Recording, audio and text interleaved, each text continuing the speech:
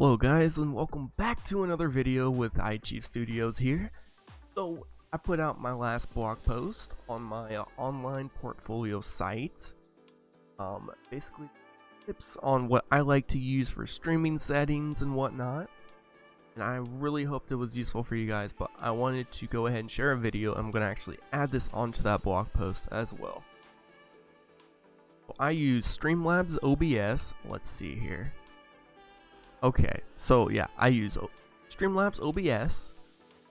It's a very specific software, and it's incorporated really well into streaming with Twitch. So anyways, guys, we're gonna jump right into our settings here. So first things first, it shows us the general tab, which, guys, I don't ever touch this. Language, obviously we're gonna leave at English. I mean,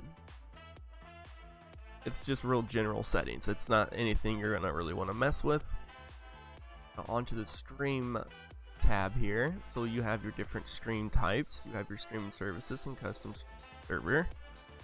Always go with stream services. Obviously, if you're going to Twitch, YouTube, Mixer, Facebook, and they also have restream. So if you're trying to stream out to several platforms at once, you can put that link in there, or that stream key as well.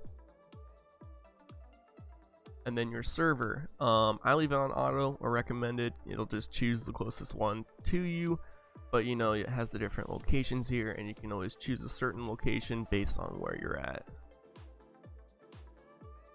Moving on to the output aspect here. So right now, we are dealing with streaming. We don't need to worry about recording for the moment. We don't need to worry about audio necessarily, unless you have multiple audio tracks set up, then you would deal with this, but I don't in my case, so I won't. So under the streaming, we do have our audio track, which if you do have several audio devices set up, then you could insert them into different tracks, which track that you want to use within your streaming tab here. Encoder, I always go with the hardware NVENC new. I do have a newer computer, so it has a much newer and upgraded processor, as well as a graphics card, so it handles stuff like this. If your computer is a little bit slower, I believe it's the X264 encoder. It will work just as well. You'll just probably notice some more of a pixelated quality to it, but it will still work if you guys are trying to stream. Rate control, we leave down CBR, bitrate.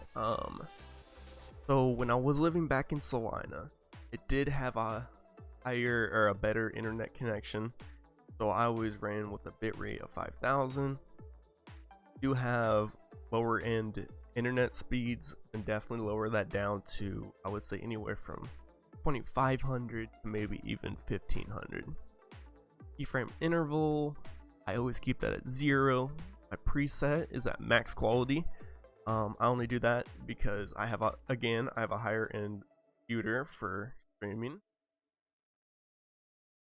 If your computer is not higher end, kind of like mine, it's more of a lower end computer, then you might want to run more of performance based on your setting here. Profile, we leave at high. GPU, we leave at 0. Max frames, we always leave at 2. Now this is where you can deal more with your audio.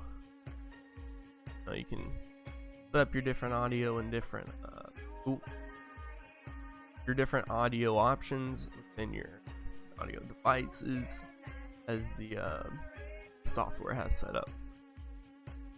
For that, I just leave at default for desktop audio device 1. Simple rate, I leave at 48 kilohertz. These options I don't touch. I like to keep those the same. Moving on to your video. So since I'm recording right now, I've left everything in 4K. I do have a 4K TV kind of hooked up to my computer. You are running a 1080p TV or monitor while you're trying to stream or record through Streamlabs OBS. I'm going to set your base resolution 1080p then. Basically, whatever your desktop or whatever your monitor or TV is, like that resolution, that's going to be your base resolution. the output scaled resolution. Now this depends on what your internet and your computer can handle. If you have higher internet speeds and you have higher in computer, definitely recommend running output 1080p because that's what the streaming services allow up to. If you're running lower end, then you could definitely do 720p 30 frames per second. Now there's a hotkeys tab to where you find certain hotkeys to do specific things, stream, or throughout your recordings. I don't have that set up, but it is a great option to have that in case you do actually record and stream all the time. Now on to the advanced setting. So process priority, I leave that at above normal. I would say if you have a lower end computer, definitely run it at normal or below normal. Let's see. The rest of these I don't touch, guys. I've never touched them before, so I would recommend whatever Streamlabs has thrown on there for you. I would recommend keeping that at the default value. And then the rest of these tabs are just for personal preferences. You have your appearance of how the program appears whenever you open it. You can also do a remote control feature through your phone. But yeah, those are the main settings I was really wanting to share with you guys. I hope you enjoyed, and I really do hope you guys learned. Be sure to stay tuned for more upcoming videos, guys, and we'll see you in the next.